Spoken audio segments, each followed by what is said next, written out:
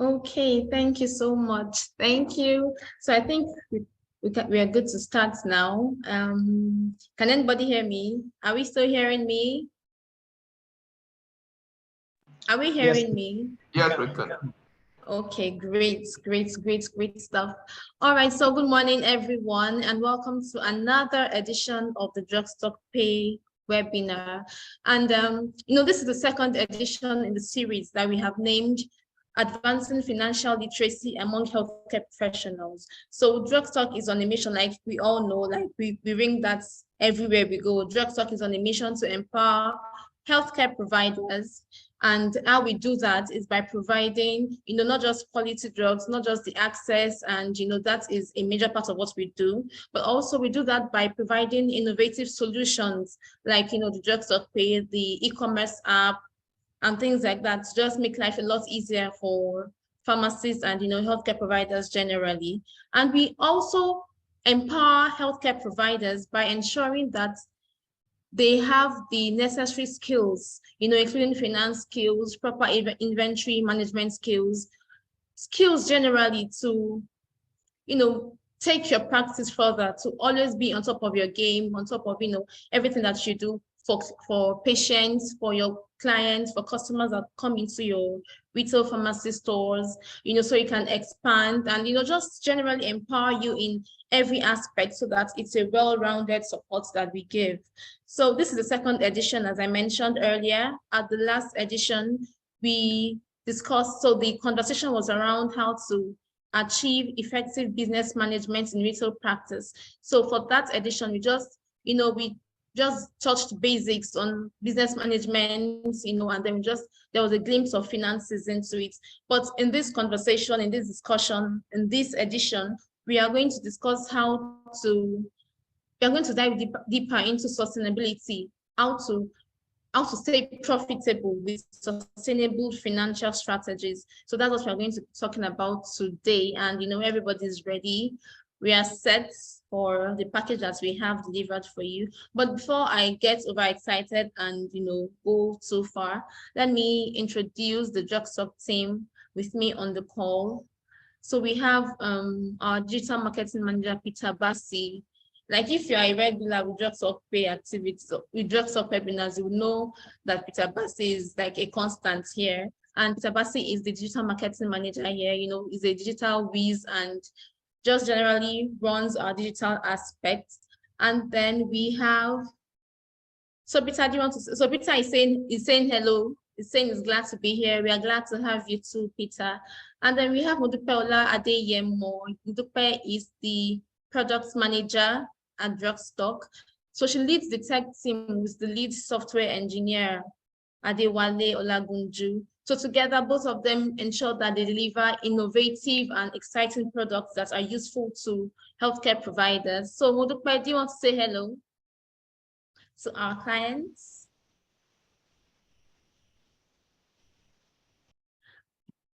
Okay.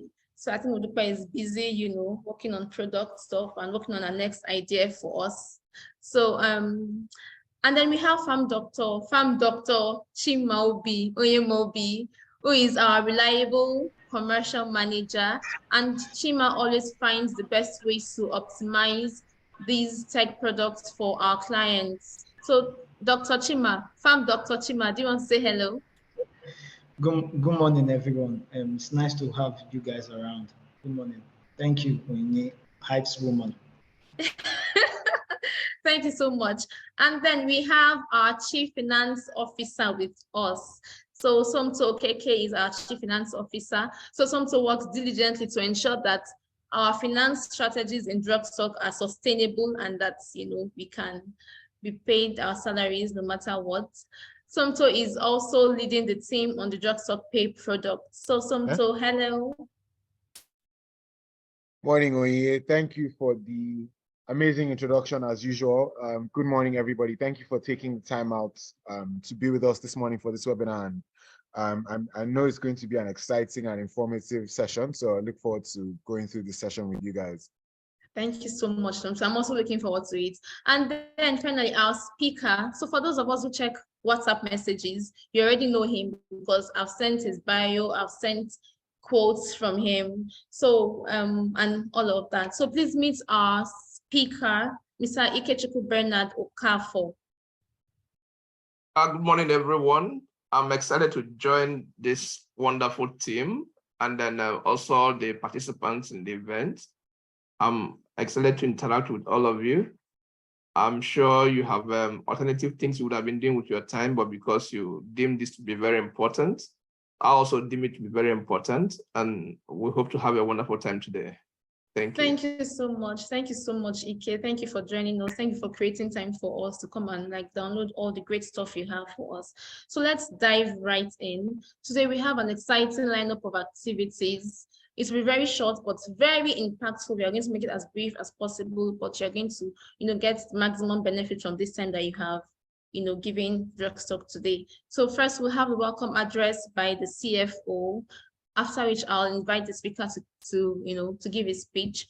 And then we will have a brief question and answer session, after which I will call our commercial manager to officially launch the newest feature on the Drugstock Pay platform. So for clients on Drugstock Pay platform, I already hinted you like in one way or the other on what the new feature is going to be, but a lot of us don't know, and you're going to find out here and now. And thank you so much, everyone, once again. I will now invite our Chief Finance Officer, Somto Okeke, to welcome us, give his welcome address, and then, just tell us more about Drugstock Pay and Drugstock. Thank you.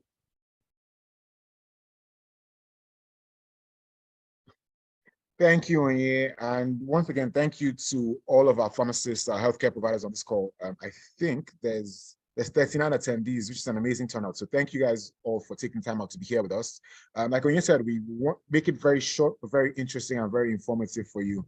I would also like to start by really just saying that I'm here giving this welcome address on behalf of Chibuzo Opara and Adam Yahya, who are the co-founders of Drugstock. They unfortunately can't make it here today, but I'm sure for those of you who have met them, you know that they would have loved to be here. They love nothing more than just interacting with our healthcare providers. Both of them founded this company with the main goal of empowering healthcare providers to create a healthier Nigeria and a healthier Africa at large. And I think it's that goal, that ethos is embodied in the whole team, from Onye to Chima to Peter, and even the rest of the team, Modupe, the rest of the team members who aren't on this call as well. Our goal, what drives us every day, is to come to work to find ways to make your lives better, to add value to your lives and to your businesses. Sterling Bank they're also our partners on this product, but I don't know if anybody from Sterling Bank is here, but that notwithstanding, big thank you to Sterling Bank as well as the rest of my colleagues for the hours and hours and sleepless nights that we put in to make sure that we're constantly trying to create value for you guys, our healthcare providers. I think by the end of this webinar, you would have heard empower healthcare providers at least 20 times, because when you said it like 4 times, and I've said it twice already, and it's going to be a resounding theme, because that really is why we're here. To just ensure that we're empowering healthcare providers. I said it again, we're empowering healthcare providers to grow your businesses. We're looking beyond just Drugstock being successful. We're looking at actually empowering the people we work with. So we've started with ensuring that our healthcare providers have access to anti-counterfeit medication and pharmaceutical products when you need them, at affordable prices. And then now we're going further to say, how can we further empower you? How can we further empower you to ensure that you not only have legitimate anti-counterfeit drugs, but you have the drugs when you need them? Drugstock Pay is one of a whole host of products that we're rolling out to further empower you. And as we go on in this webinar, you'll find out more about Drugstock Pay. And as you continue to partner with us, you'll find out about the other products that we're building to empower you guys. I know a lot of us here already know a bit about Drugstock Pay, so I'll just give a quick, brief summary of what Drugstock Pay is. It's essentially a financial product that is supposed to help you, our healthcare providers, essentially grow your business. That is the easy, straight to the point thing. The goal of Drugstock Pay is to empower you and to help you grow your business. There's nothing else that Drugstock Pay is here to do. So there's the software part, which is the wallet, where you're able to receive money into the wallet, use that to, and use the funds as you will. There's also the hardware, which is the POS, which stands out from other POSs because the failure rate on transactions is going to be extremely minimal, if not zero. So it's more efficient. There's no issues where, people are trying to make payments and you're not able to receive the funding because the network is down or whatever the case may be. And a key part of Drugstock Pay that I think, if we haven't emphasized, we should really start emphasizing now is these webinars that we're doing, these educational sessions. So Drugstock Pay is not just about use the POS, use the wallets, buy pharmaceuticals from us. It's also just come, gather around and let's educate you. Let's try and give you strategies and tips and information that helps you grow your business. That's also a key part of Drugstock Pay. One of the key things as well that one of the pharmacists in the testimonial video said or mentioned was the flexible payment solution. So as part of the goal towards empowering you, we thought about it and we said, how can we approach healthcare providers with a solution that is not a one-size-fits-all, but is bespoke to each and every one of you. I'm sure you've noticed as sales reps, they take the time out to build a relationship with you, understand your business, the products you need, the products that move in your area, and just payment plans. So what we've done now is to codify flexible payments such that you're able to pick payment plans that really work for you and support your business to grow. We'll hear a lot about cash flow and managing cash and profits and things like that in this webinar and in subsequent webinars. And you'll start to sort of ring through why flexible payments, Pay Small Small with Drugstock Pay was designed and how it's really going to help empower you. We don't want a situation whereby you can't order pharmaceutical products because you ordered last month and maybe you've not finished paying, something happened, and all of a sudden you're not able to get the products you need, you're losing business. People are sick and coming in and they can't get the drugs they want because you can't order because of whatever reason you haven't paid, a check bounced, bank networks are not working, so you can't make a transfer. We're trying to completely eliminate that to ensure that you constantly have the products you need when you need them, and you're able to pay in a way that really helps your business grow. There's a lot more exciting features that we're going to announce. I mean, those who are on the first webinar will notice that there are things that we've intimated and we're going to announce now that they didn't hear before. So it's also a testament to what the Drugstock team is working on and what Drugstock Pay is. Every day is about building this product. It's about improving the product with you in mind and empowering healthcare providers in mind. So that's really what Drugstock Pay is about. And over the course of this webinar, we'll be telling you about some of the new features we've added. We'll also be announcing some rebates and some really interesting, juicy offers, which again, just continues to show that our priority is you. Our priority is to ensure that Drugstock Pay works for you and helps you grow your businesses. So yes, in a nutshell, really, thank you once again for coming.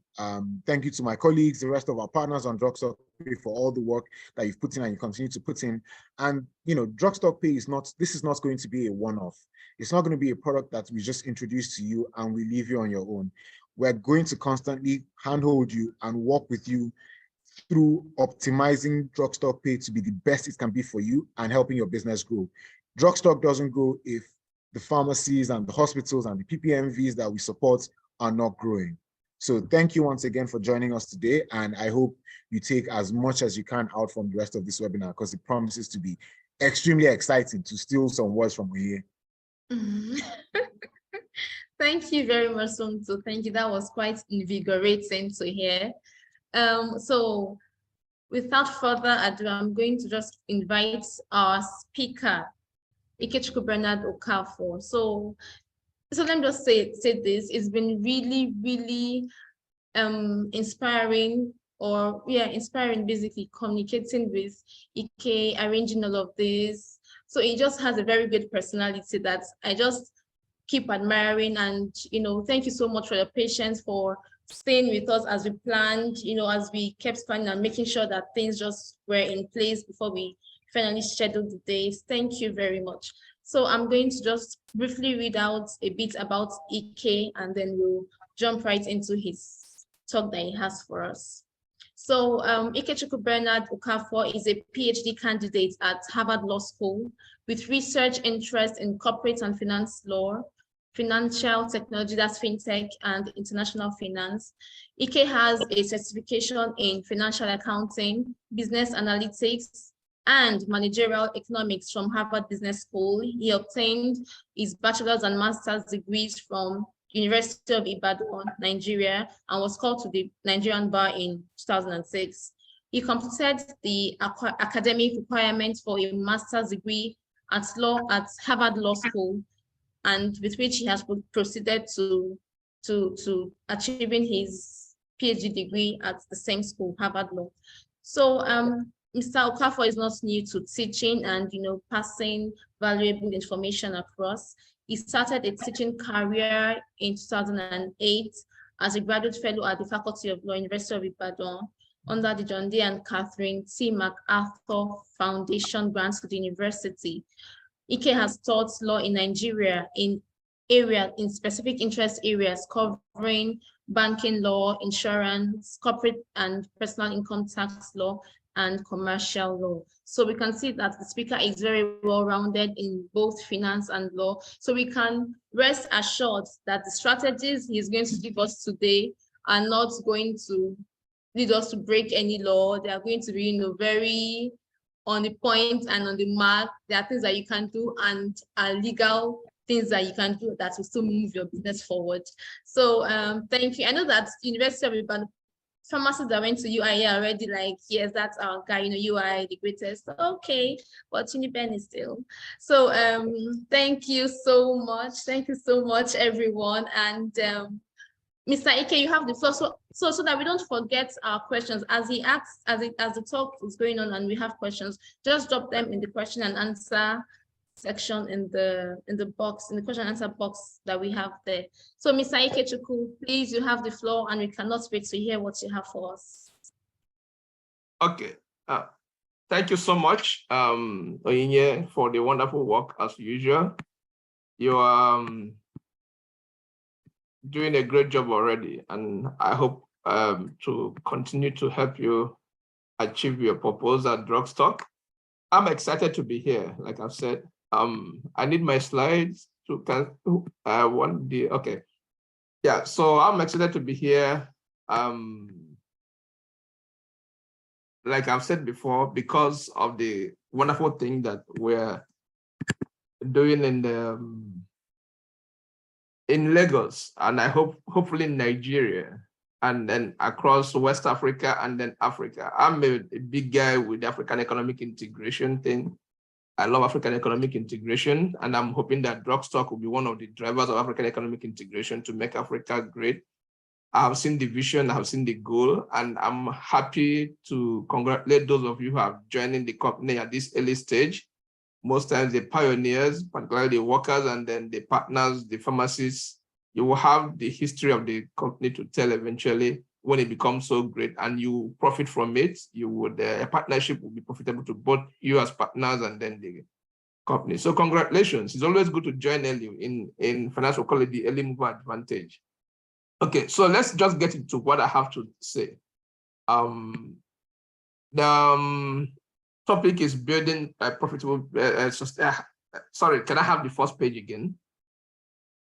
Yeah, okay, building a profitable retail practice through sustainable financial strategies. Okay, so now we'll move forward to the next. So first and foremost, we'll have a few housekeeping things. Like Winnie has said, I'm naturally a lawyer than a business person. So combining law and business, I think, is a very sweet spot to be, especially if you are operating in a place like Nigeria. Nature of retail business is generally, we know, something that requires a lot of details, being meticulous, having customer loyalty, having employee loyalty, checking and making sure that nothing gets lost at all times. It's like counting calories and making sure on daily basis that all the calories are complete. And I mean, that's a lot of work. But I always tell whenever I'm teaching in a professional setting like this, the starting point usually is to make sure that you do not have anything to worry about regulatory requirements. So your licenses, your channel of business, supply chain and all that are all within the boundaries of law. Once you have got the legal aspect of things completed and you are sure that your permits are in order, your licenses are in order and other things, that reduces your stress for more than 50%. So the remaining 50% is what we are going to worry about now, which has to do with the Nigerian business environment. Unfortunately, the Nigerian business environment is not empowering. Here in the United States, it is easier to get a loan than it is to buy a burger in McDonald's, for example. All you need to do is just to swipe your credit card. And everybody swipes credit card. And special credit cards are meant for businesses different from consumer cards. But in Nigeria, you don't have any of these supports. And that's why I jumped into the train immediately that I spoke with Chibuzo about this and I was like, wow, I'm happy to participate in this because this is exactly what we need in Nigeria to build the economy. And I'm happy that Drugstock is pioneering this initiative in most important sector in any economy, which is the health. Like we always know, health is wealth. The first principles of life is making sure you are healthy. So and now we move to the next, and then we'll start off the discussions completely. So from the title, you would have seen that there are three important things. The first one being profitability. Everybody goes into business to make profit, unless you want to run a charity. And if you're in a charity, then it's a different ballgame. But here we are talking about business.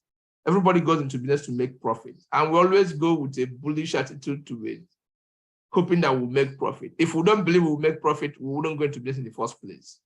But then it's not enough to make profit. It's equally important to create a channel that ensures that the profit becomes sustainable over time. Because in every business climate, there is always the highs and the lows. There's always the ebbs and there's always the tides. What you do as a business person is to develop strategic tools. Develop these strategic tools and map out a comprehensive, robust strategy to ensure that you smoothen that curve. So when it is too high, you remain humble. When it is too low, you remain hopeful. At the balance of events, you see that you are having a smooth sail. Without proper strategy, without the right strategies, without the right strategic tools, it becomes much more difficult. So we're going to be focusing more today on financial strategy. You can have strategy for many things, but the most important strategy for any business is your financial strategy. If you do not have a financial strategy, you can actually go bankrupt, even though technically you have money. If you have all your supplies in stock and all the sales are made on credit, but you don't have any cash to continue the transaction, if you can't pay off your account payables within 3 months under the Nigerian law, you're actually beginning to edge towards bankruptcy. So a strategy is important, and financial strategy is about the most important of all the strategies that you need. And then, so we go into the details. Now, talking about the strategy, we'll move to the next slide, and then we'll take care of a few things immediately. And that is the fundamentals of finance. Now, when I say fundamentals of finance, I know the CFO is here, so he can confirm. These fundamentals are not the technical fundamentals. So in finance, there are two categories of things we can classify as fundamentals. We will have definitely the basics, which I would prefer to refer to as fundamentals. But there are also what we call the technical fundamentals, which are things that shouldn't worry you. Those are the business of the accountants. So these are the basics that you need to understand, and they are very simple things. Once you understand these concepts, it's easier for you to understand how to build a profitable strategy. So the first we're going to look at is assets. Assets are the resources you have, your inventories, the cash you have at hand. Even if you borrow money from the bank, the loan itself is a liability, but the cash they give you to use for a business in itself is an asset. So all the properties you have to deploy, especially your inventories, things that can easily be transferable in liquid forms, are all assets in your hands. And your duty as a business person is to convert these assets into more assets, and then in the turnover of these assets will help you to get more profit. Then we also have liabilities. Every business runs on both assets and liabilities. And your asset plus your liability must equal your owner's equity. Now, liabilities definitely are the things you incur, which you are obligated to pay up for one way or the other. And we all know that for you to run a business effectively, you will incur some liabilities, you would take some supplies, you would get some products, you will have to pay later and all those things. Keeping your eyes on how your asset and your liability balances out at every point in time, at every accounting season, is actually what helps you know whether you're going profiting or you are not going profiting. Now, the last we're going to look at on that particular category is your equity. Your equity is the amount of money you put in to start a business. It could also be the amount of money you raise from friends, families, from investors, from partners that you're not obligated to pay back as loans. That is your own equity. It can equally mean the profit you make from time to time that you reapply into the business as time goes on to form part of the capital of the business. All those are part of the equity. But then to have assets and have liabilities, and also I deploy your equity, there must be a record to show the progress of the business. And that is where we find what we call financial statement. There are different forms of financial statement, but basically you have the income statement, you have the balance sheet, then you have the cash flow statements, and maybe one or two other statements that may be required in the course of change of events, for fundamental events in your business, which you're not particularly interested in today. So I'm not going to stay so much on the financial statements because those are things that accountants would focus more on. What will matter to you more actually is the cash flow statement, which is what you're going to deal with in a short while. Then we come to the more important thing, which is the revenue. The revenue, of course, is reflected in your income statement. Your revenue is the total money you get from your inventory. So whenever you sell any product or you render any service, or maybe if you're into consulting also, or whatever means you generate money for the business, it is your revenue. This is usually where the problem starts. So imagine you start a business with 1 million naira, and then within 2-3 years, you look at your record and you have like 15 million naira on record from all the revenues you have generated. You'll think, okay, well, I'm a big man now. I think I can participate in doing whatever in the community and all that. But the revenue in itself is not profit. The revenue in itself can be quite deceptive because you could actually be making so much revenue, having a lot of turnovers, and still be running at a loss. So the problem starts fundamentally from revenue. Knowing how much you generate is not enough. Tracking the generation of the resources in itself is as important as knowing how much. But more importantly, knowing how that balances out with the costs, which is the next issue we're going to look at. And then the costs can be quite deceptive. There are two types of costs that every business encounters. You have the sunk cost, then you have the variable costs. Now, the sunk cost generally tells us the kind of problems we will have when we get invested, and by the human nature, we tend to forget that we have made these investments. We will come back into it a little bit in a little bit more detail as we move forward. But I just want to point out to us that if you do not monitor your costs, you won't be able to properly account for your profits. And even when you account for your profits, it doesn't necessarily mean that you account for the profit for the business itself to be at float and be profitable. Like I've said before, you may actually run into problems of bankruptcy despite the fact that you are making money and the fact that your account is in blue, technically on record, if you don't have sufficient cash flow. Of course, profit is what we're all here for, and we all know by God's grace, we all make profit and sustain the profits. Now we go into leverage. Leverage is the help you get from outside, the help you get from third party. It's about the most important thing in every successful business, but it's about the most difficult to manage. So if I have leverage in business, we're going to get a little bit more into the details in leverage. But if you have leverage in business, it makes profiting far easier, more easy than any other way I would have generated anything else by my own individual effort. There are different ways you can leverage, but here we're looking at financial leverage. You can leverage human resources. You can leverage relationships. There are many leverages we can have, but for business purposes and for this purpose, in this context, we're looking at financial leverage. And then, of course, the cash flow. Cash flow is the currency.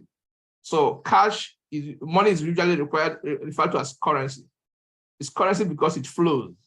And cash flow shows you how your money comes in and how it goes, and how much net cash you have at every point in time. This is about the most important system in any business to ensure that business is profitable. It doesn't matter how much revenue you generate. It doesn't matter how much turnover you make, whether weekly, daily, annually, whatever. It doesn't matter how much profit you think you are making. If your cash flow is messed up, then there is a big problem because the leakages will be extremely high. So we'll go to the next slide now to look at the other things we're talking about. So when you are developing a financial strategy, because that is what we're here for. Remember, the third idea is strategy, business strategy.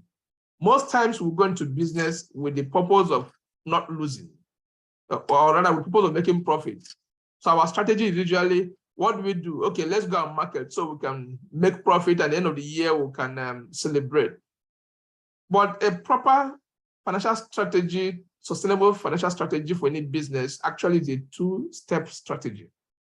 The starting point is the strategy not to lose. So your first aim is what you call return of investment, not return on investment. The moment you can have a return of your initial investment and your continuing investment at all times, even if you don't win, at least you did not lose. So that is the bottom line. The starting point, therefore, is your strategy not to lose. You must bear that in mind at every point in time. And strategy not to lose is even more critical at a time when the economy goes low. I mean, we have all passed through these cycles, and we have understood that there are boom period seasons in the business, and there are recessive periods in business. If you have a strong business strategy that starts with a strategy not to lose, it will help you smoothen the waves and the tides as things go on. So that is why it is important that you start off with the fundamentals of a strategy of how not to lose. And there are two important things here for our purposes, for the purpose of this discussion. First is the cost, and the second is inventory management. It's not enough to know how much something costs. It's also understand how that cost relates with all other costs and with the chain of events that will yield your business end results at the end of the day. Like I've said, there are two types of costs that we have. We have the sunk cost and have variable cost. Now, sunk costs are those capital investments you make in things that do not generate money by themselves, but are important in helping you get the business running. Let's assume you want to start a pharmaceutical outlet in Lagos, and you rent a shop or an office for 500,000 naira. At the end of the period, once you have paid that money from the initial, especially Lagos landlords, of course, you know you have to pay upfront. Is in the USA, everybody pays monthly. No, in Lagos, you pay at least 2 years for a starter. Once you have paid that money, it doesn't matter whether you're making profit or you're not making profit. The office by itself will not generate a penny for you. So if you pay for a shop, like it's usually the case most times, people who want to start off business, you get out the money you have and you pay for either the shop or the office or whatever. Then you don't have money to stock up the business itself. The moment you pay, your time starts running. That shop by itself will not produce a penny. The same with tools, the same with machineries, the same with other capital investments they're going to make. They do not provide any profit directly by themselves. That's why they are called sunk costs. So you sink in the money and it stays there. Now, the second type of cost we'll call variable costs. These are costs per unit of your product. Now, every cost per unit of your product is tied to the product itself. If you have, okay, let's say you want to carry 100 boxes of vitamin C and they cost 100,000 naira. If you want 200 boxes of vitamin C, you will have to find 200,000 because each time you increase the number, the cost will vary. That's why it's called variable cost. Of course, subject to any discounts, any arrangements you may have. But the idea here is, as the product increases, as inventory increases, definitely your cost on those also increases. So that's why it's important to manage the variable cost. Now, the inventories are the burden bearers for the costs, for the sunk cost. So it's important you pay attention to that. We're going to come back to that. But let's look at the things you need to do to have your cost, both your sunk cost and your variable cost properly managed. Remember I said the sunk cost, once they go in, they don't come out. The variable cost, the higher you go on the inventory, the more you have to pay. If you hire 10 people, you pay 10 salaries. If you hire 20 people, you have to pay 20 salaries. So there is no, it varies as the circumstances change. So your starting point in not to lose is to manage your costs. The second point is to manage your inventory properly. There's this meme about someone who spent 2 hours to find where there was a leakage in their account statement and eventually found there was $2 missing somewhere. And they had to pop champagne that they found the leakage of $2 to plug it. And the whole idea is, if you do not plug leakages, even though it looks very small, over time it accumulates, and then of course the opportunity cost of the leakages are even worse than the actual leakage themselves. It's just like someone who has a broken bowl filled with water in the night. It may just be a drop, one drop each time that leaks out of the place. By next morning, when you come out, you may find that the whole bowl is empty. Just that simple drop each time is what got the whole water to leak out, even though it looks so harmless. So inventory management requires that you plug in every leakages. And that is one of the reasons, one of the places where Nigerian businesses actually find it very hard. But thank God we now have automated services. We now have platforms, which is part of what Drugstock is trying to do. Helping you manage your inventories, to know when it comes in, follow your inventory history, know how many boxes did I order from where. Each time you click into the app or go into the website or go into the platform, you see the history. Okay, we bought 100 bags of vitamin C. Why is it that my record shows only 99 after the whole thing were sold? Now, at this point, if initially in the past, you would have to bring out all the receipts. Okay, let us write out who did we write the receipt for and all those.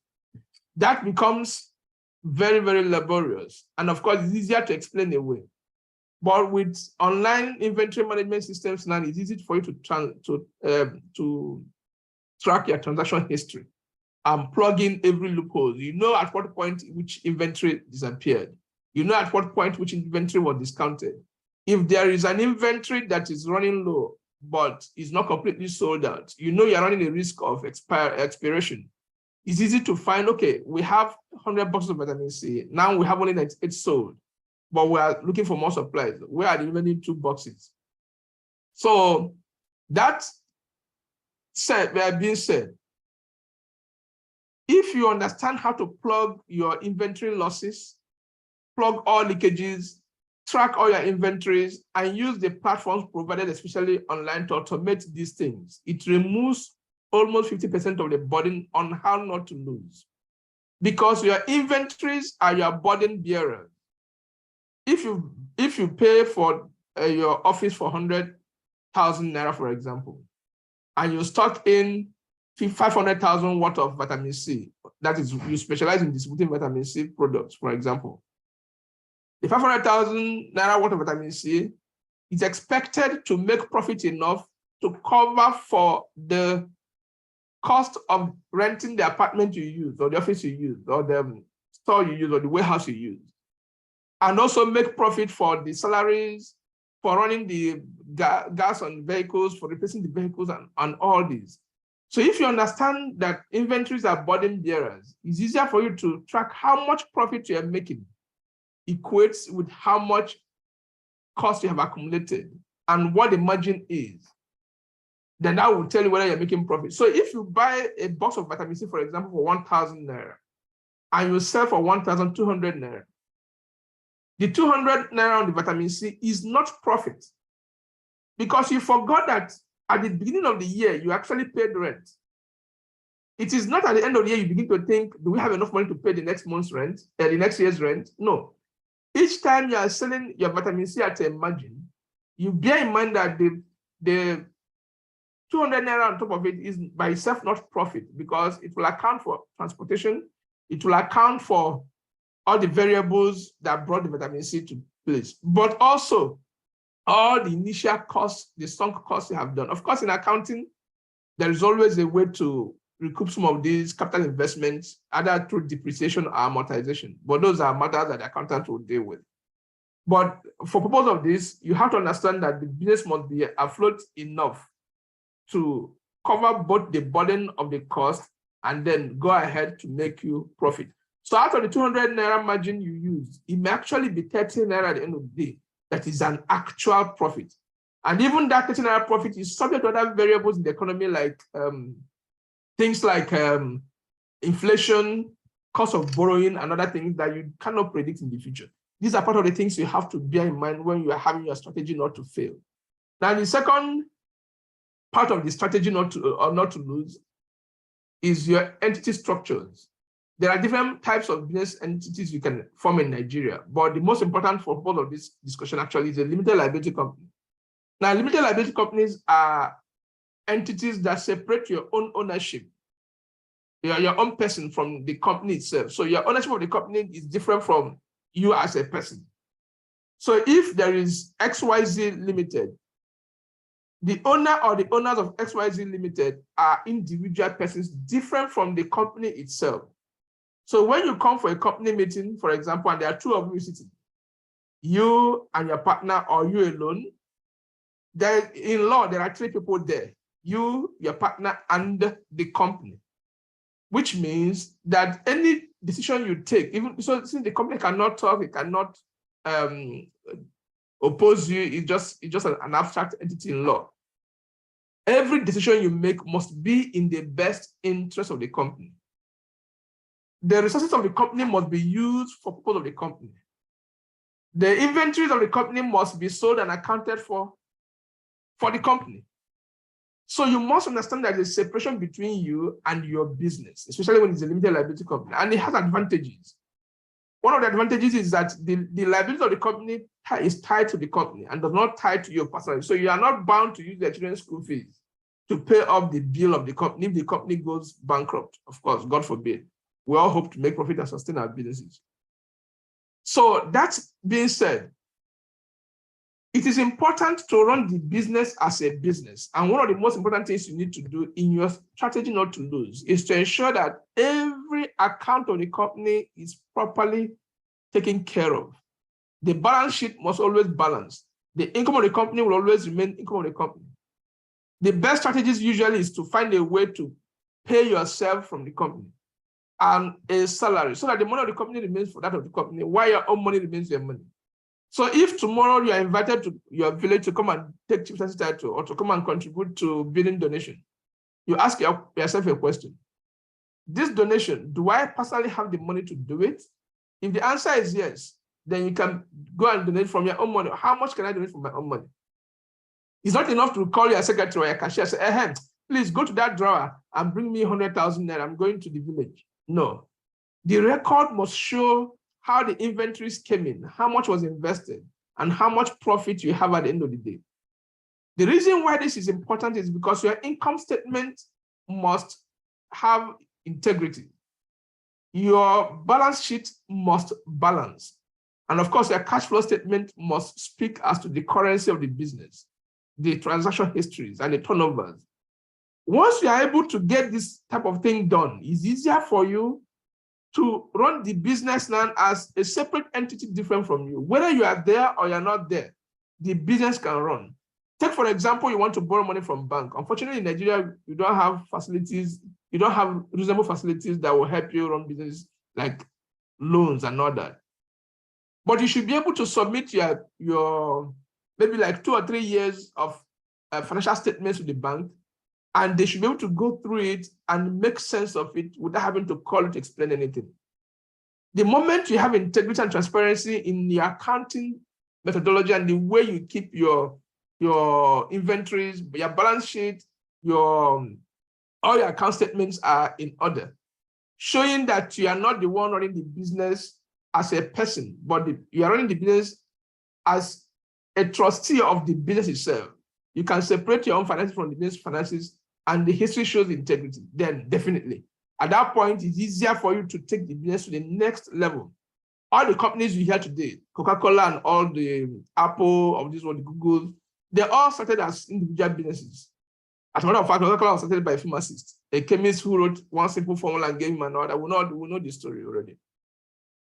But today they have lived hundreds of years, some of them 50 years, some of them 30 years, but the owners have died or maybe have moved into some other things and sold.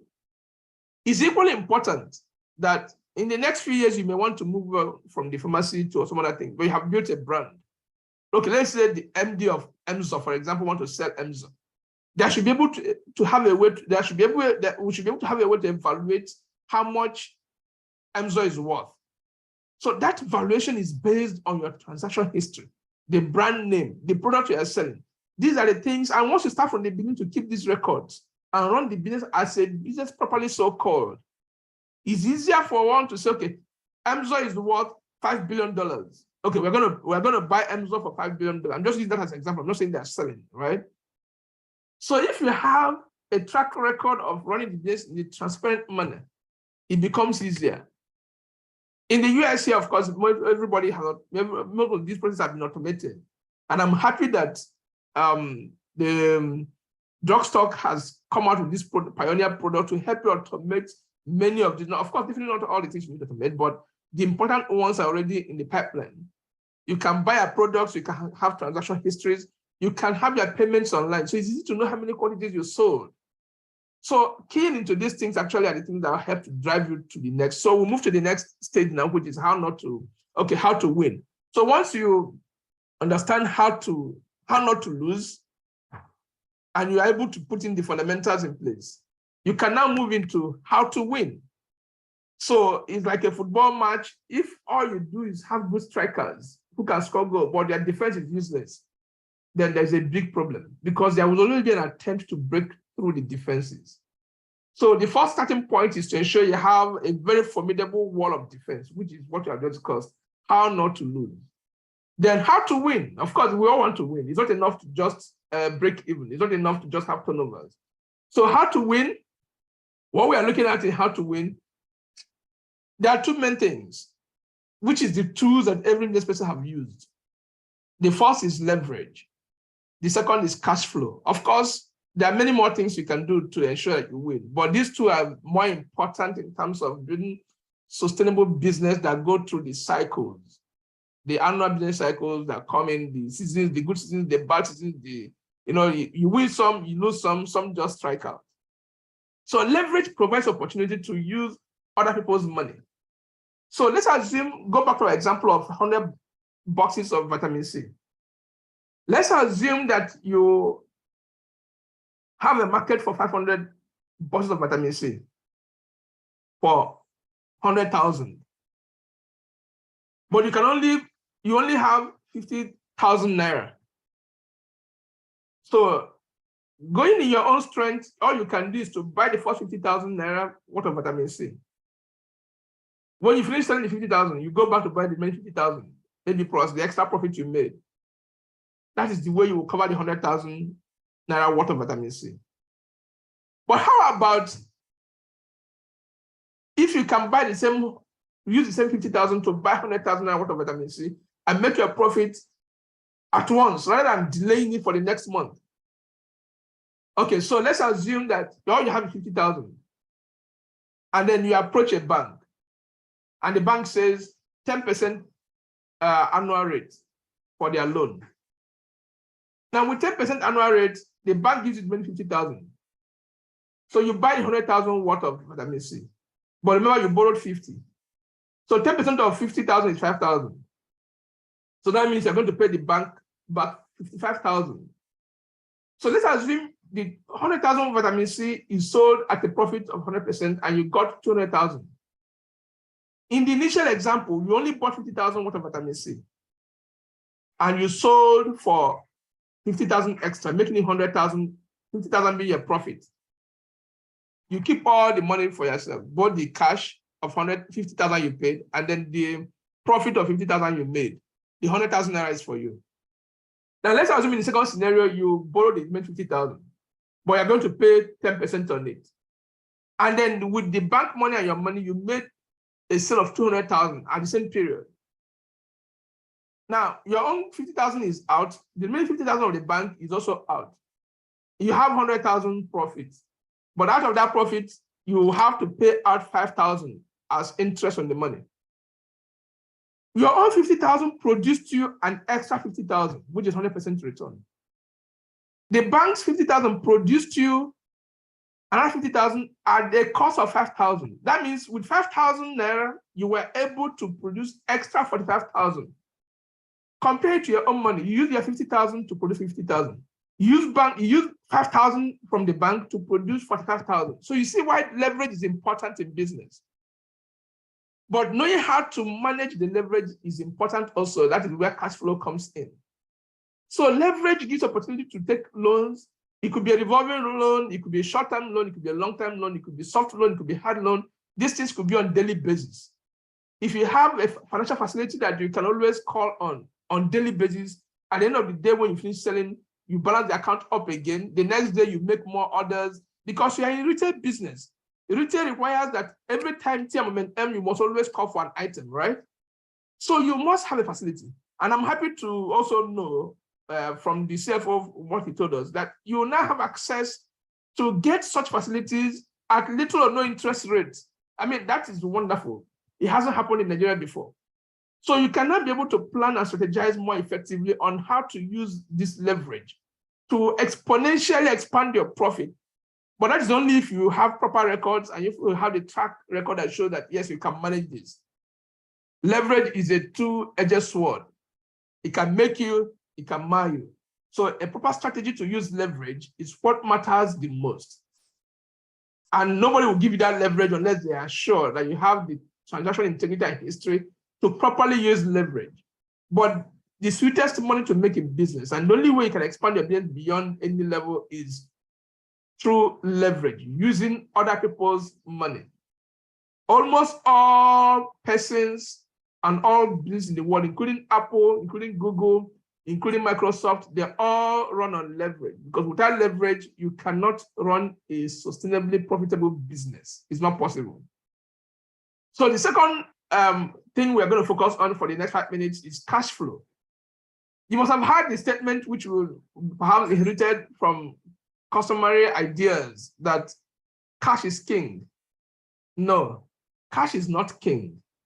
Cash flow is king. The reason why cash is not king is because of something called inflation. The moment you crystallize your income into cash and you hold the cash, it starts losing value. Cash is not meant to stay, it's meant to flow. That is only when it will keep with the current, or what they call the currency. And that is only when it will keep its value. So it is not in the cash you have. That's not what matters. It is in the cash flow system. Cash flow is a system that helps you understand how your capital structure should be. If you are building a capital structure, how much of this capital should be equity? Going back to what we started before, how much contribution should come from my own money? And how much of it should come from loans, which is now what we call leverage. So if you have your capital structure, for example, of 70% equity, 30% leverage, now you know that at every point in time, you have an obligation to either pay something on the loan or to roll over the cash flow. So roll over the cash through a cash flow. So you need to understand, how fast does my product move? How much turnover do I have? Is it daily turnover? Is it weekly turnover? Is it monthly turnover? In other words, how often do I cycle through the whole products at every time? If you cycle through products at a particular period of time, is that enough to generate enough cash to keep me in business? If it's enough to generate enough cash to keep me in business, is it enough to generate enough cash to pay for my leverage obligations? If it's enough to do that, what other things can I do? So building a cash flow system means that you can know how much inventories can I sell on credit? How much inventories must I sell on cash? How much account receivables can I be able to get back on those I sold on credit every week, every month? How much account payable do I need to pay out on the inventories I took on credit? Managing this flow is very important.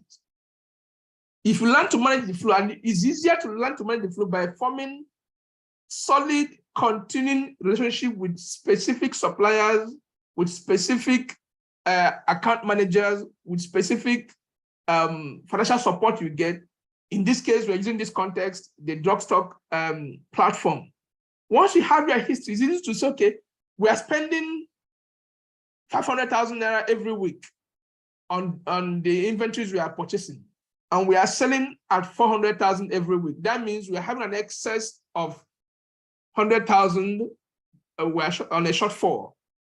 So our cash flow system is not adequate enough to meet up with our obligation, weekly obligations. So how do we cover for the shortfall? What strategies do we need to use in our marketing? What do we need to do to bring in the receipts? Do we need to become a little bit more aggressive in buying collecting our money from those who sold on credit? Or do we have a no credit policy? These are things the cash flow system will reveal to you. And one of the financial statements you need to produce for any future sales of your company or any future business relationship with a bank or any financing is their cash flow statement. So begin to learn how to draw up a cash flow statement that tells you how much cash you have, that tells you how much cash you need, that tells you which relationship you are servicing, how much you are paying as interest, and how the business is growing. But more importantly, how fast the turnover is. It's after you have done all this, you'll be able to know, okay, this is income, this is expenditure, this is profit before tax, this is profit after tax, and this is indeed how the business is running, whether it is a dull moment or it is a fast moment. So in the next slide, of course, we come to the conclusion of the presentation. We have less than 1 minute. Sorry, can I move to the next slide, please? Okay, so your strategy, of course, will change over time from time to time as you move on.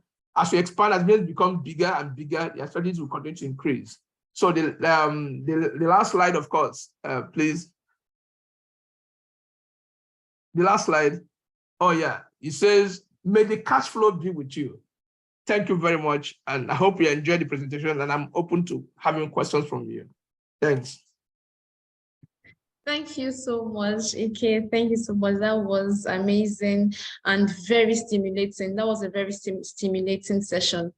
You know, I like this, this Yoda telling us, may the cash flow be with us. Amen.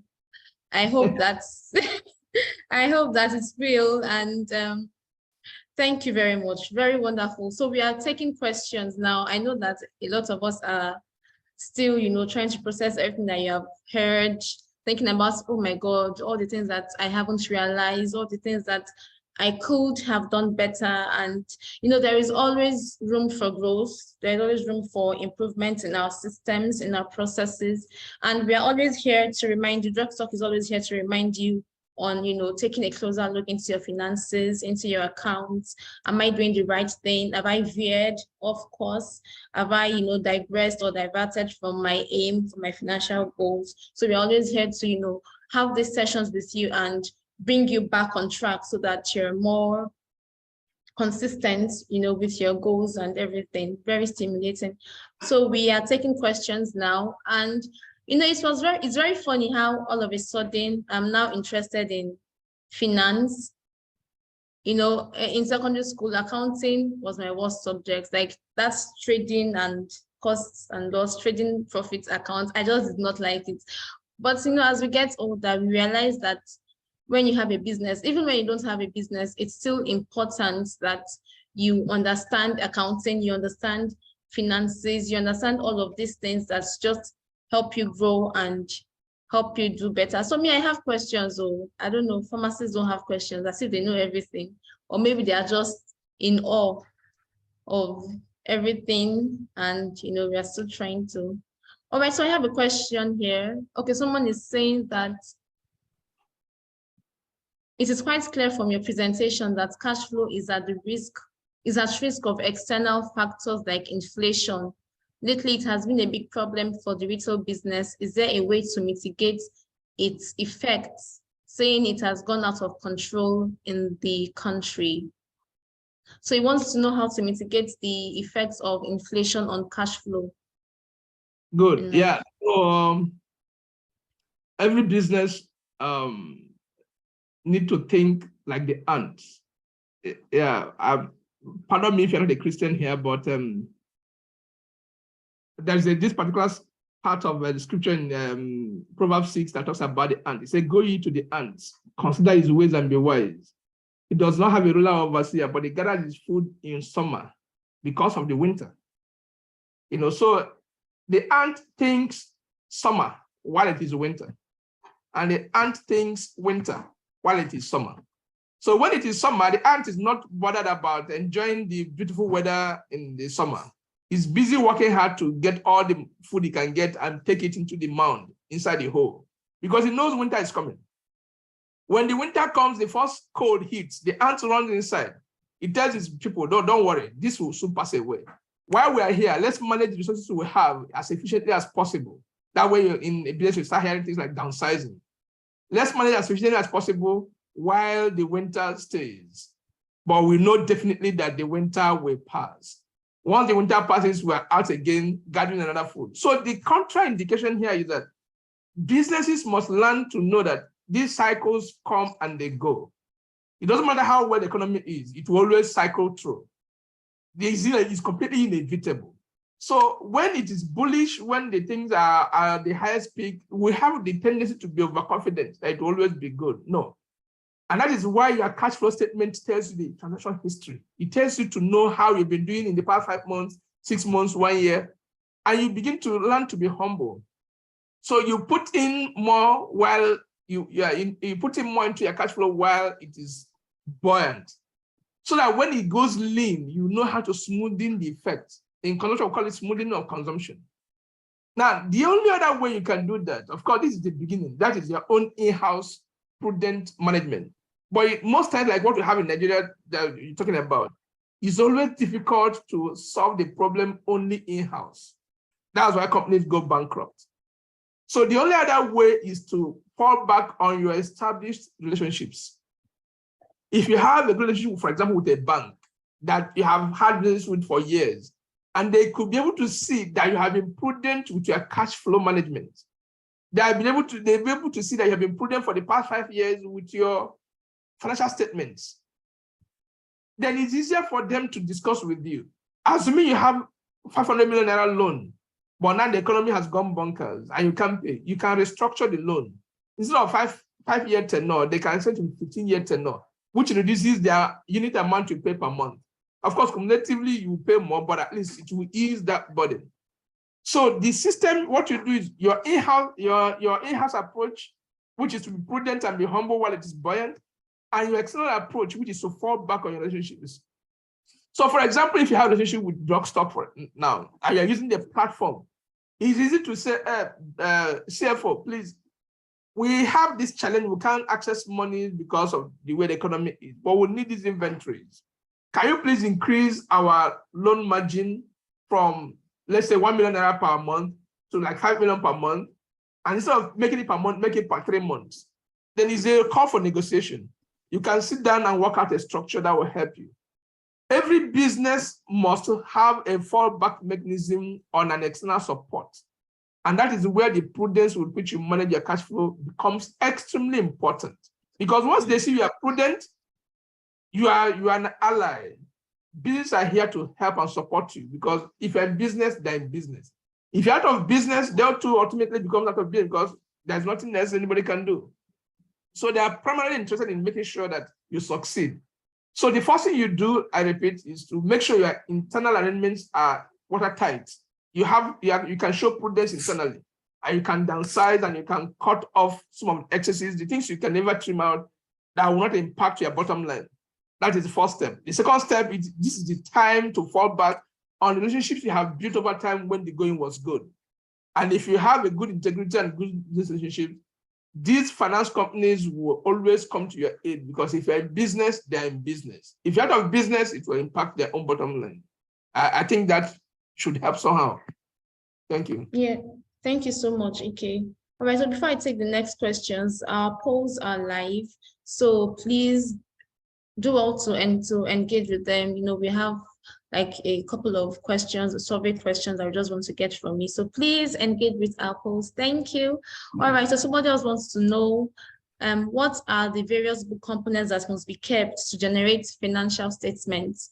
So book components that must be kept to generate financial statements. Okay.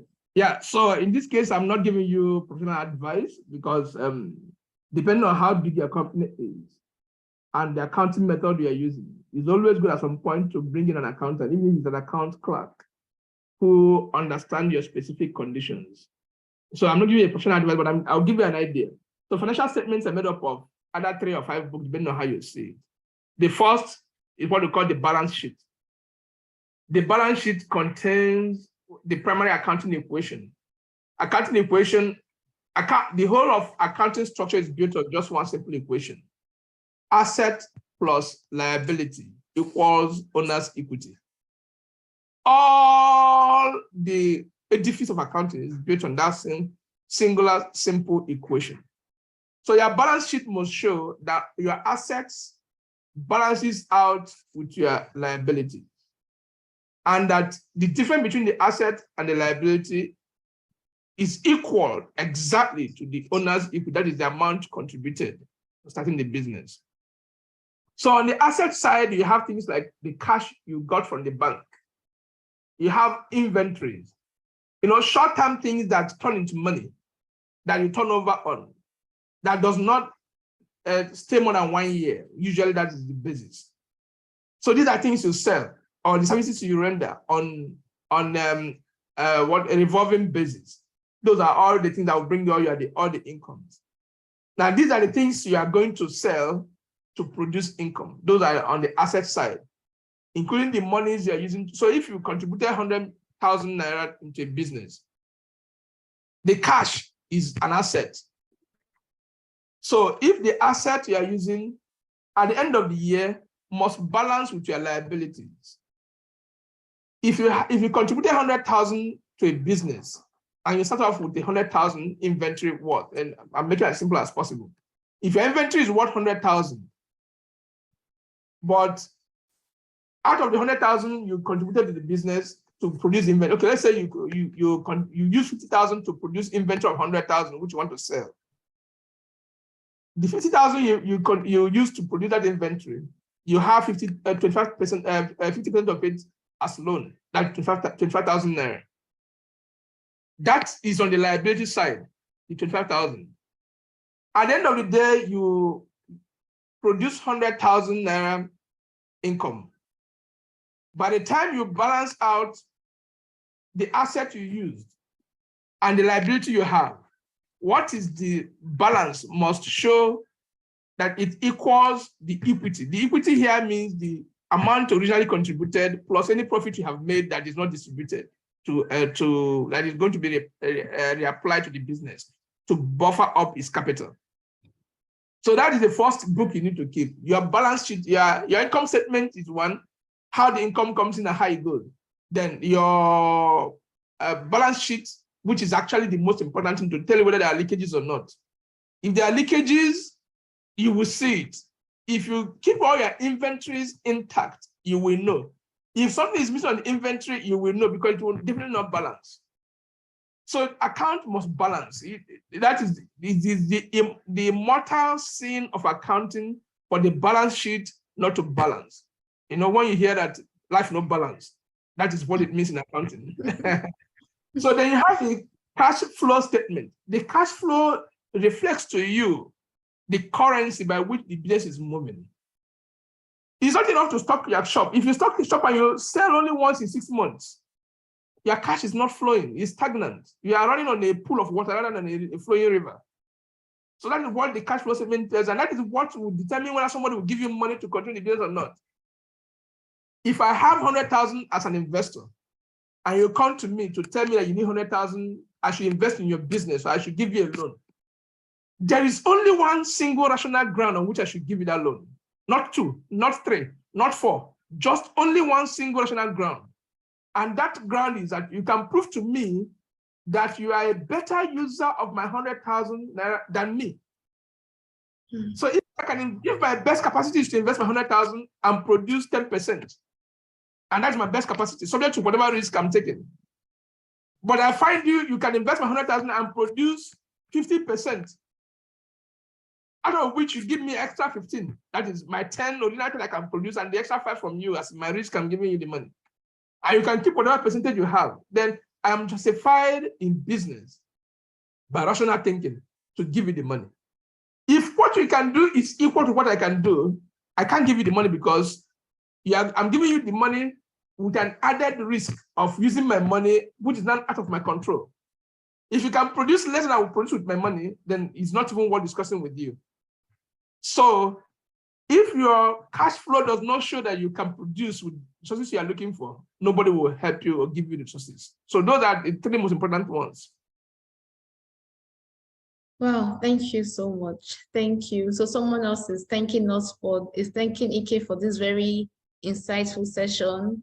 You're welcome, and thank you for coming. Thank you for participating. So I'll take one more question before we go to the next activity for today. So we have a general questions and answer session at the end of everything. After the the launch and the demo, there's going to be a general questions and answer session where we can ask questions both from this session and then from the subsequent sessions. So I'll just take this last one, and then it's that for now, just this last one for now before we move into the next one, is that are there cash flow models we can use, especially for newbies in the retail pharmacy business? Okay, yeah, so there are 2 principal accounting methods. We have the accrual method and we have the cash method. For small business, especially in the retail,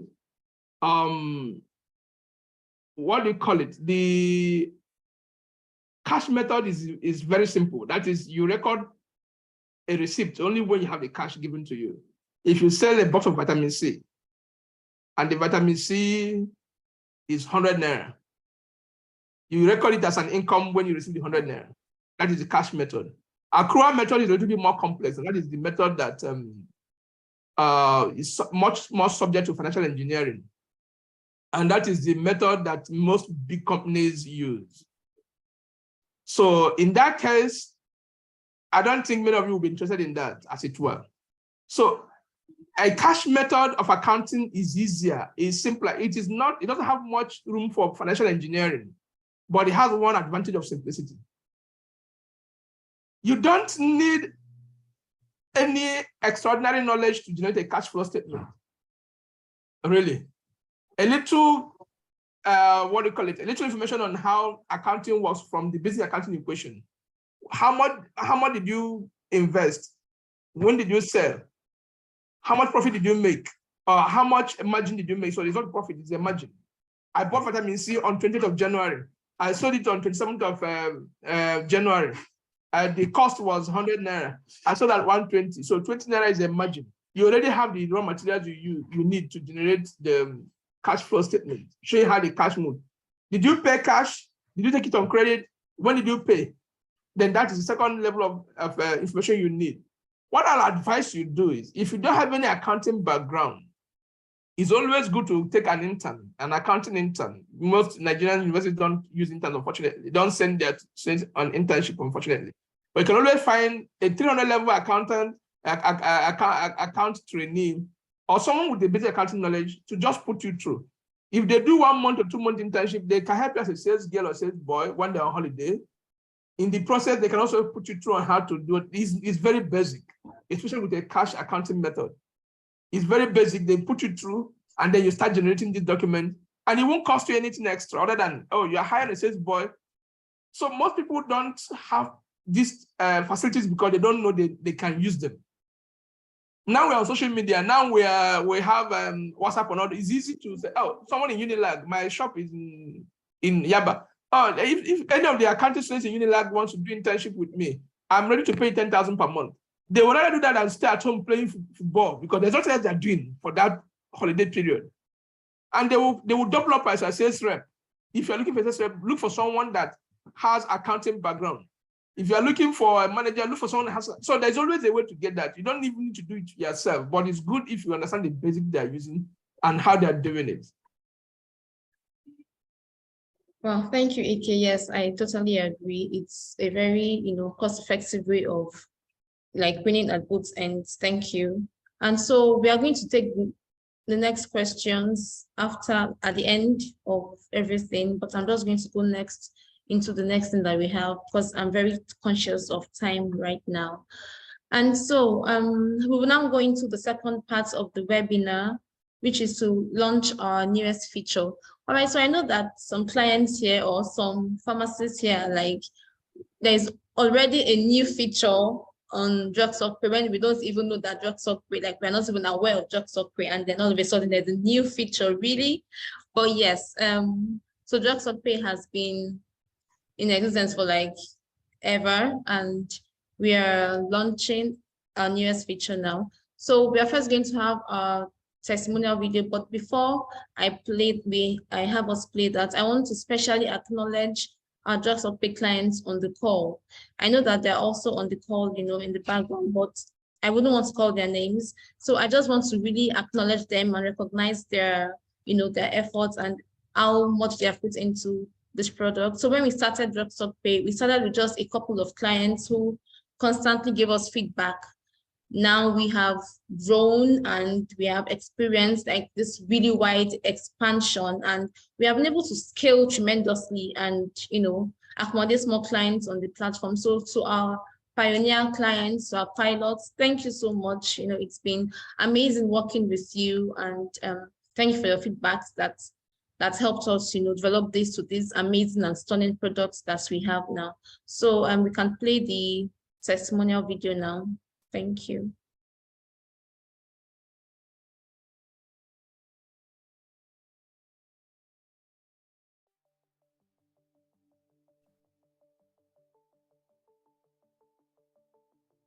As a pharmacist, running a business in Lagos can be really, really, really challenging. And then getting to manage the finances with the daily transactions can be crazy. You need fund, capital, sourcing of your product. So it's not easy at all. It's very challenging if you are not buoyant enough. Initially, when I started, no bank was ready to give loan. Since it's a small business, I don't know how the business will do in the near future.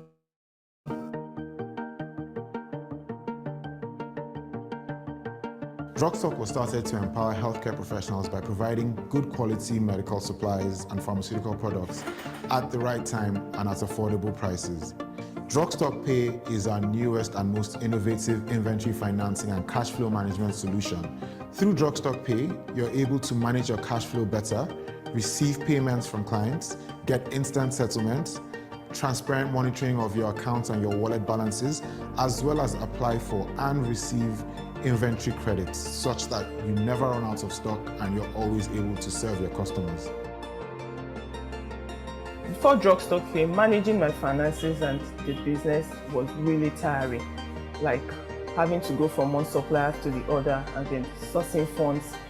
It was really, really tiring. Before DrugStockPay, whatever money that goes into my POS, especially on weekends, I have to wait till Monday to access the money before the money will be credited into the account. There are times over the weekend I make payment to restock, but because the money hanging inside the POS, I had to wait till working days.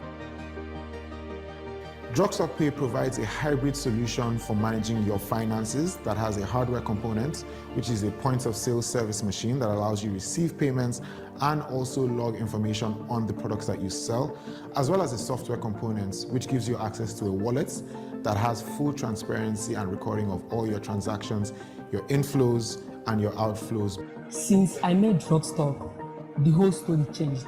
DrugStock will give you the opportunity to see broad line of products, wide products at affordable prices. For me, what sets DrugStockPay apart is that pay small feature, and it's really a lifesaver for me because it has helped me pay for my medications in installments, and this has really brought stability to my business. Since I had drugstore pay, I can access the e-wallet anytime. As soon as the money is spent into the POS, I can go to the e-wallet, transfer the money immediately, and use it for whatever thing I want to do. At Drugstock, we're passionate about empowering healthcare providers and creating a healthier Africa. With Drugstock Pay, we envision an ecosystem where healthcare providers are empowered to achieve these goals. Drugstock Pay has really impacted my business. As you can see, I have all the tools it takes to succeed and take my business to the next level. I encourage all healthcare providers or pharmacists to join the Drugstock family and enjoy all of its benefits. I would advise other healthcare practitioners to come on board to Drugstock Pay, because with Drugstock Pay, there are so many opportunities. You have access to POS, e-wallets, there's Drugstock app. With the app, Drugstock app, you can order for wherever you want, stock your pharmacy. The market will be delivered to you, and you can pay at your own convenience. If you have not heard or have not started using Drugstore Pay small, you are missing a lot. You are missing a lot.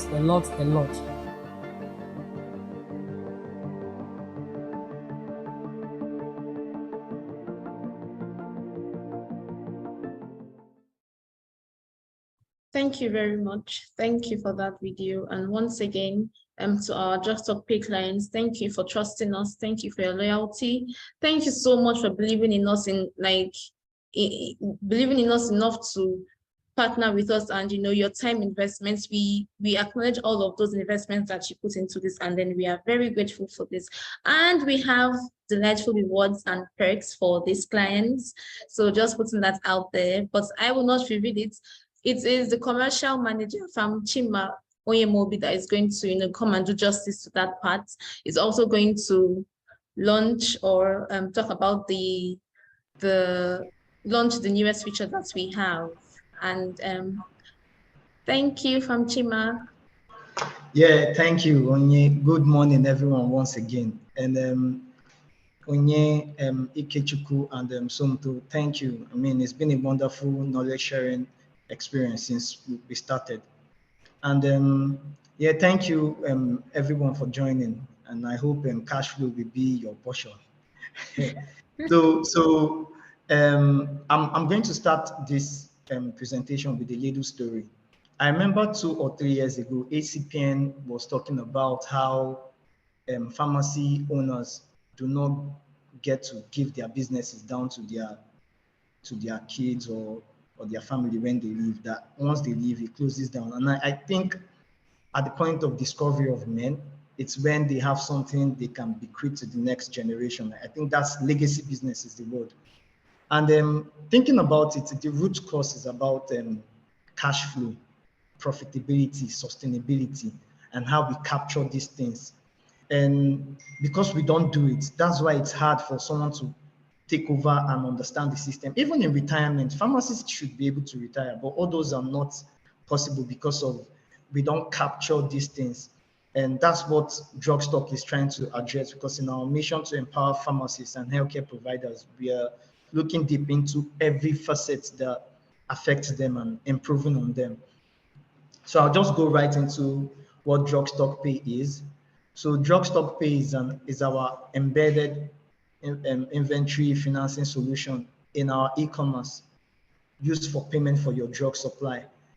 So you would all agree with me that before now that the process for buying drugs on the e-commerce channel is laborious, if I'm for lack of other words to use. You log onto your profile, you pick drugs, you add them to the cart. Then when it's time for payment, there are other parties involved, which slows down the process. It takes about 30 minutes to 2 hours sometimes, where you get your invoice, they prepare your invoice and send to you. You see an account number there, you transfer, you send evidence. This is for an e-commerce business. You send evidence, they send it and confirm and get back to you. And whilst taking into the time it takes for the delivery. But with this Drugstock Pay, there won't be need for that. So it will be seamless, like you pick your drugs, add them to the cart, and you pay with your Drugstock Pay. You just pay now, and that is fine. And the 24 hours as promised you from us starts to count and you get delivered. So Drugstock Pay, it's a wallet on your e-commerce where you pay with Pay Now. And interestingly, we have other features built on it. And the other features are the advantage of buy now, pay later at a particular date, and then the pay small, and the POS terminal. So for the buy now, pay later, someone was saying how, because I checked in the question and answer forum, and someone was asking how they can get single digit low interest rate, and that's the idea of this Drugstock Pay. It's for inventory financing and for a retail business. I think once you have an idea of what moves fast and you need to have them available every time, so you can take advantage of buy now, pay later at the particular dates and use the advantage, as Ikechiku spoke about leverage, use the advantage of using that low to zero interest loan that we have for you on the buy now, pay later. You buy that, you buy your drugs and pay later, and I'm sure the interest rate is low to zero. So if it's low, it will be a single digit interest rate. And then for the pay small, it's I mean, for pay small, when you buy, we personalize your payment plan, and I think this is the first of its kind. There's nowhere they do it, or even when they do it, it's done with manual way where you have to transfer and send receipt. But this one is just pay small, so build in your wallet with debit at your agreed date for us. If it's every 3 days, if it's every 5 days, and we have the POS terminal. Now, I know there are a lot of POS terminals in the country, but there's none specifically tailored for inventory financing, and this would be the first of its kind. And it has reliable network too. So our POS gives you the advantage of, getting money into your wallet and capturing all the card payment, all the credit payments. Like it captures everything you have going for yourself there, which you can use for negotiation and the rest. So the POS terminal is like every other one's, lasting battery, and ability to capture all your value, and of course to also get credit for your inventory financing. And those are 3 things. And with these 3 features, I'm sure we begin to capture the whole cash flow of the business. And for the benefits, as I said, the benefits is actually for capturing your cash flow, like giving your cash flow visibility. And that is also going to be important for other things that the pharmacy wants to achieve. Because I know pharmacies always do tax returns. For some that extend their businesses to supply with government or others, they say submit your tax returns, and you have them because when you contact that third party, that accountant that helps you, the cash flow is already registered with everything you do with us on Drugstock Pay. So that benefit is there. And for the ones that need cash loan for infrastructure upgrade or for whatever thing they need to do to the pharmacy, as Somto, the CFO, mentioned earlier, we have partners, and these are partners that once we give them your cash flow visibility, and of course we have another inventory too, but that's for another webinar we'll be holding, and we show them your inventory visibility. It's something you can use to get cash loan that you can use to upgrade at a very reasonable interest rate that you can use to upgrade your pharmacy practice or expansion. So the benefits are still something that will continue to reach out to you to build on and to extend. And most importantly, we'll be rolling out some discount offerings, some discount offerings, sales promotion based on cash flow you have, and it's going to be done at different intervals, maybe once in 3 months. And once you partake in this ecosystem of our Drugstock Pay, it's something you always benefit from that will further drive down whatever low interest or loan you're already taking from us, or whatever inventory you're getting from us as prices to win. And so I would just end by saying, in building that legacy business, why don't you partner with Drugstock Pay? And for the Drugstock Pay, we already have a demo, and my partner will take over from here, and hopefully we'll get to see the demo too afterwards. And for those that will be interested in the POS, you can reach out. By the end of this session, you'll see a contact to reach out to get the conversation rolling on how to start to take advantage of the feature, both the drug and the buy now, pay later, the pay small, and the POS, while you enjoy your pay now with the Drugstock Pay. Thank you, everyone. Thank you. Thank you very much, Farm Chima. Thank you for that really exciting introduction into the feature that we are launching today, and into the general background of what Drugstock Pay represents and how we are helping pharmacists and healthcare providers generally to just maximize and optimize their cash flow. So we are going to show you a demo video on how to use the feature, just a brief walkthrough video, and please pay attention so that you don't miss anything. Hello and welcome to this tutorial video on how to make payments for your pharmaceuticals using Drugstock Pay. Let's get started. To begin, make sure that you have access to Drugstock Pay by logging into your Drugstock account. If you do not have one, you can easily create an account by visiting drugstock.com and signing up. Once you have your account verified and ready, log into the Drugstock e-commerce site using your credentials. Once you're logged in, you will be taken to your dashboard, where on the left-hand side, you will find the Navigate menu. Click on Drugstock Pay to access your Drugstock Pay account. Now that you're in the Drugstock Pay section, you will see an overview of your account balance, recent transactions, and other important details. When you're ready to make a purchase, select the items that you will need from your Drugstock e-commerce site and add them to your cart. Once you have all the items in your cart, proceed to the checkout page. Here, you will find the address and payment options selection. You can add your address and then select Drugstock Pay as your preferred payment method. Once you have done this, you can proceed to make payment. And that's it. You have successfully made payments for your pharmaceuticals using Drugstock Pay and our account balance feature. It is an easy, convenient, and secure way to manage your transactions on the Drugstock Pay e-commerce site. Thank you for watching and happy shopping with Drugstock Pay.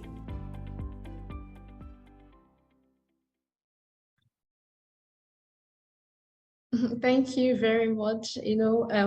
One interesting thing about demo videos are, at the end they're like, and that's it, like it's just a breeze. So I hope we got everything that was said in the video. If we didn't, well, we'll have other, you can ask questions, and then there'll be more opportunities to interact and engage with this video. And somebody asked about for the recording, I think in the question and answer session, and of course we're going to make it available, and then of course you have time to look at the video a lot closer. So like I said, and this is a lot, and you have questions. So a link is going to be shared in the question and answer box. I don't know if it has already been shared, but you can just put your questions there and I will attend to them one after the other. So in that link, you're going to find frequently asked questions about Drugstock Pay, so that some of the questions that you even have right now are already answered in the frequently asked question segments. You can also register your interest. I can see that some of us are already asking, making inquiries about the product.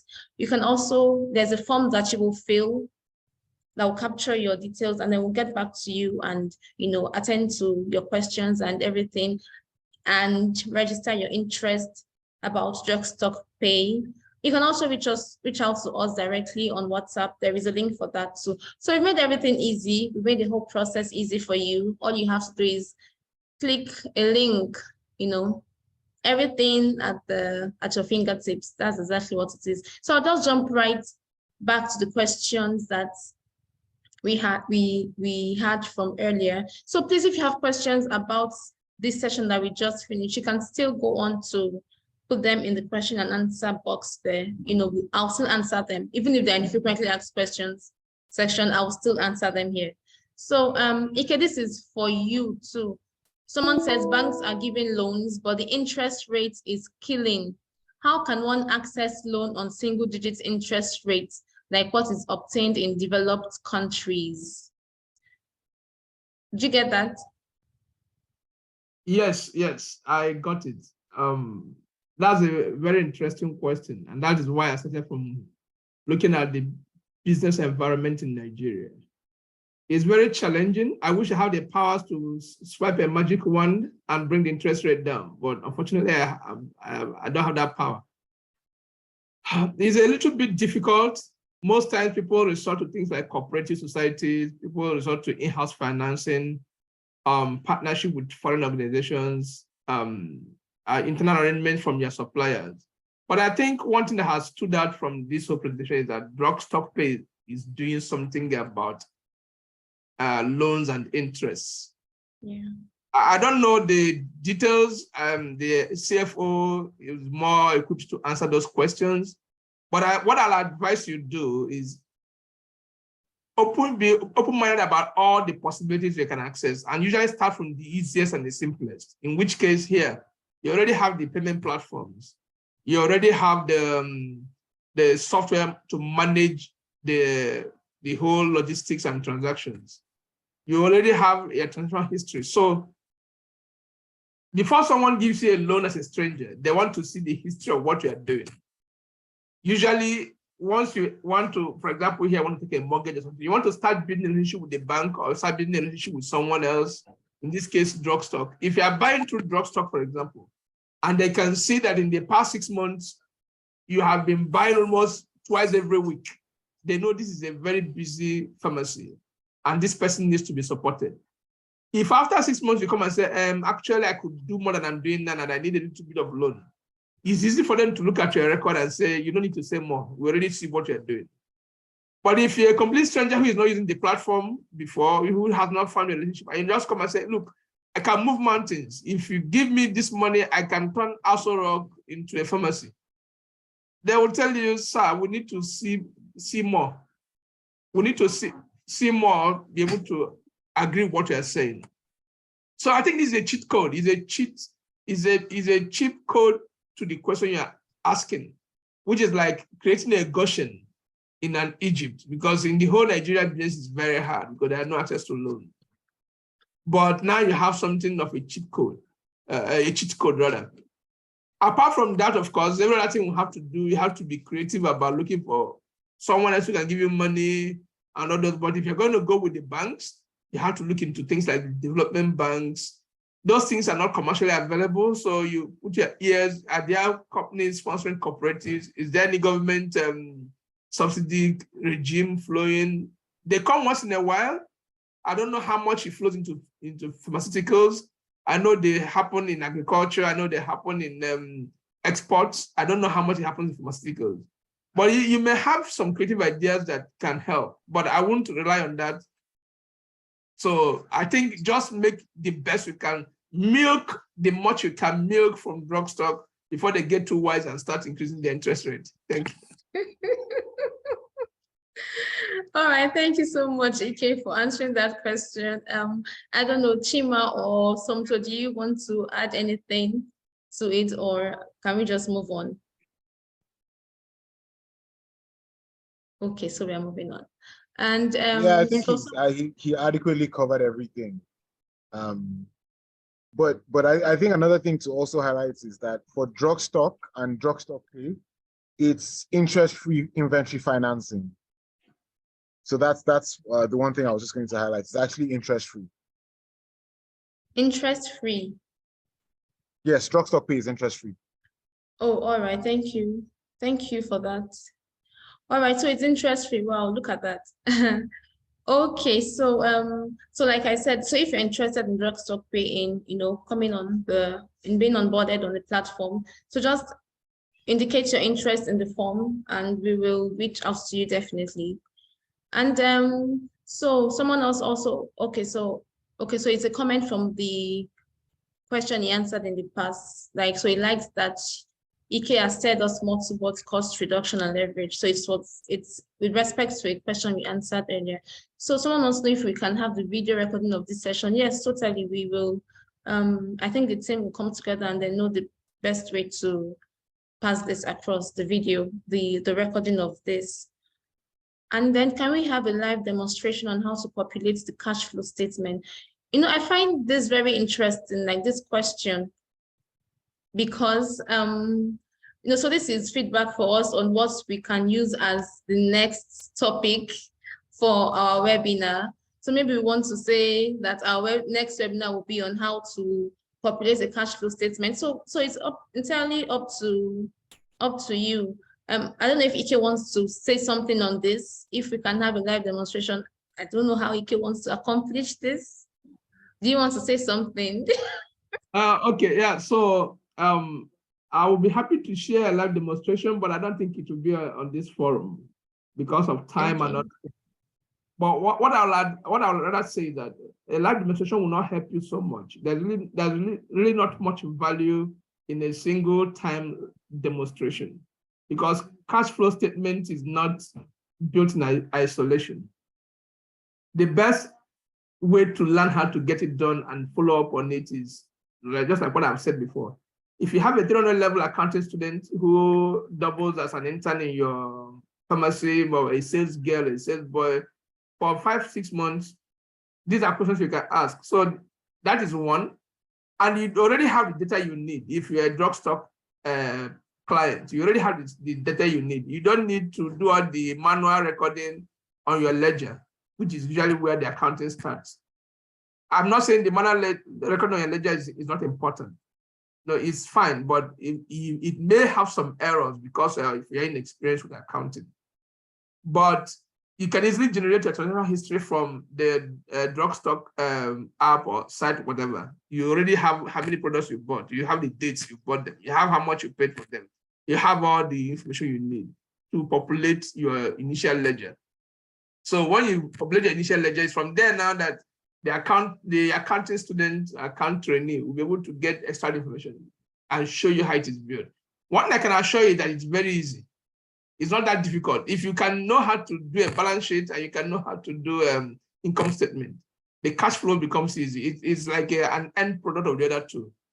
The cash flow tells you how much the money recycles, how much comes in, how much goes, how much of it leaks out, or how much do you spend on things that are not related to the business, and then how much cash you have in your account, in your bank account, or how much cash instrument. It doesn't have to be physical cash.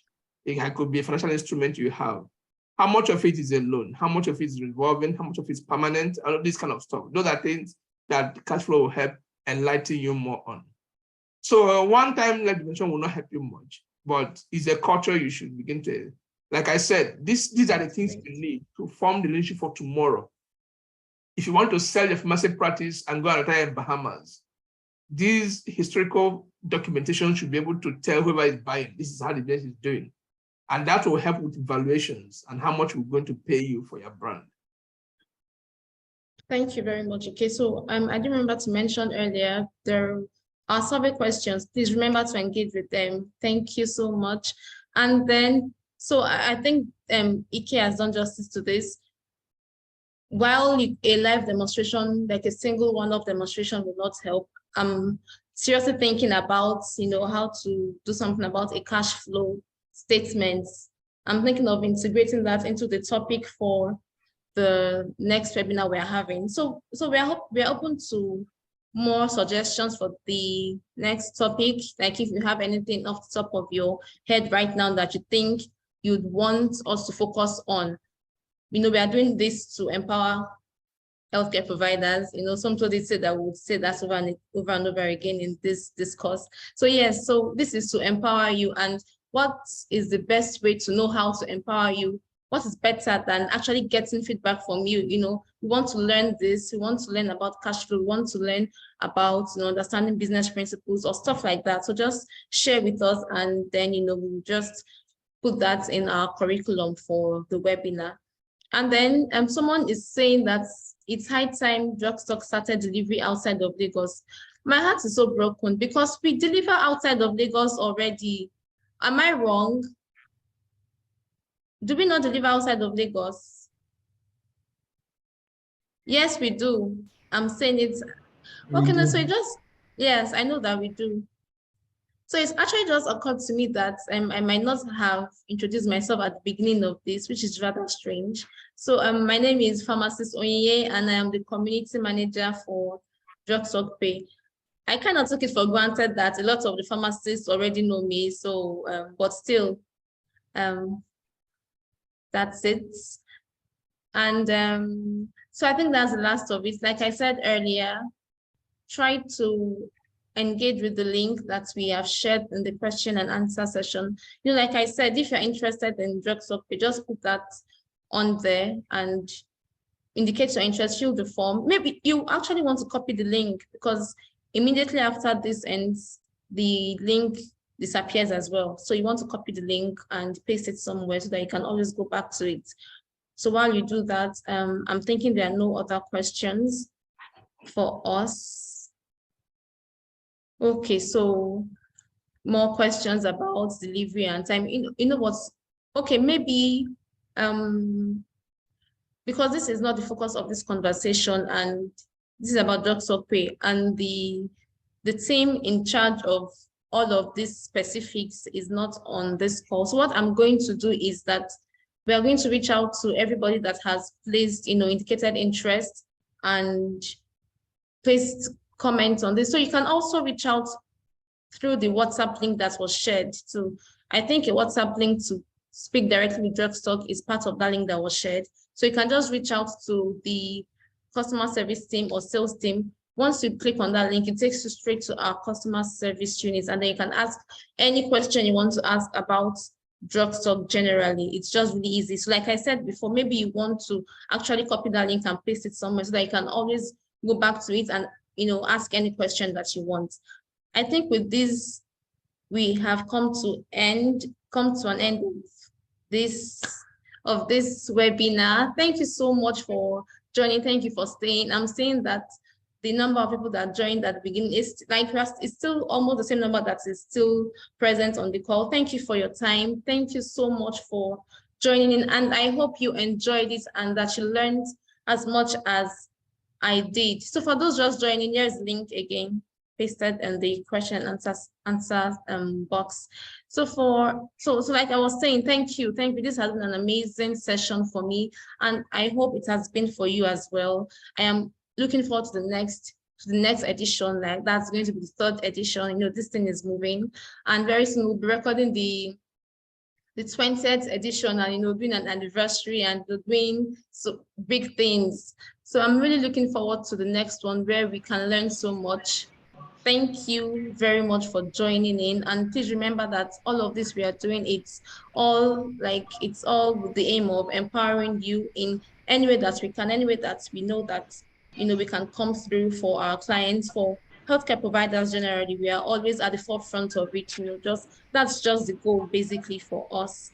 And so the next edition should be in July, August, thereabouts. But yeah, that's when it's going to be. And we hope that you'll also create time to join and participate as you have done in this one. Once again, I cannot thank you enough. I feel like if they allow me to keep going, I'll just keep thanking everyone for joining in because I am so appreciative of this.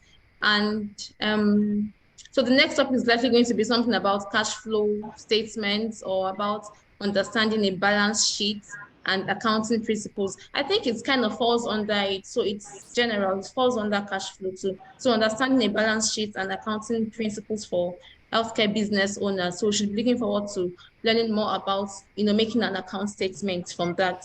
So I hope you'll create time to join in that as well. Yeah, so with that, I will stop talking now. Thank you very much for joining in. Yeah, thank you so much. Thank you, Ike. Thank you for your time. Thank you for the amazing lecture. We enjoyed it so much, and I learned so much about this. Like, I'm interested in finance or in accounts right now. I'm interested in learning it. Thank you for your time. Thank you for that amazing one.